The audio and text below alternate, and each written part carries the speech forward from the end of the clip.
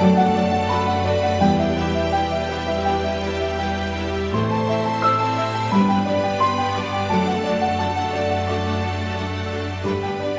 fiber modules.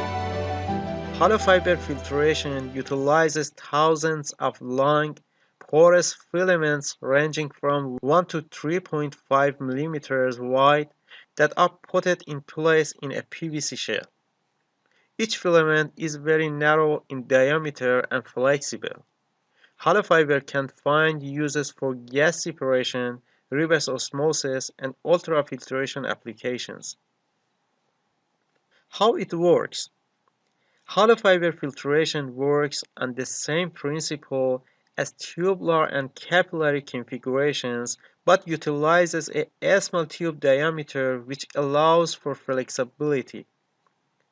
Common applications for hollow fiber membranes include membrane bioreactor, reverse osmosis pretreatment, industrial water and wastewater, juice processing, and biotech applications. Because the fiber wall must support considerable hydrostatic pressure, the fiber usually have small diameters and thick walls, typically 50 micrometers internal diameter and 100 to 200 micrometers outer diameter. Hollow fiber membrane modules are formed in two basic geometries as you can see in this figure: shell side and bore side fit modules. Shell side fit modules are generally used for high pressure applications up to 70 bar. The flow regime is from outside of the fiber or shell side through the pores in the membrane wall to the lumen side.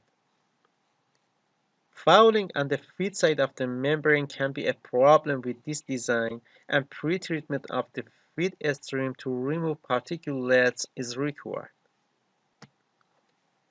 Bore-side feed modules are generally used for medium pressure feed stream up to 10 bar, for which good flow control to minimize fouling and concentration polarization on the feed side of the membrane.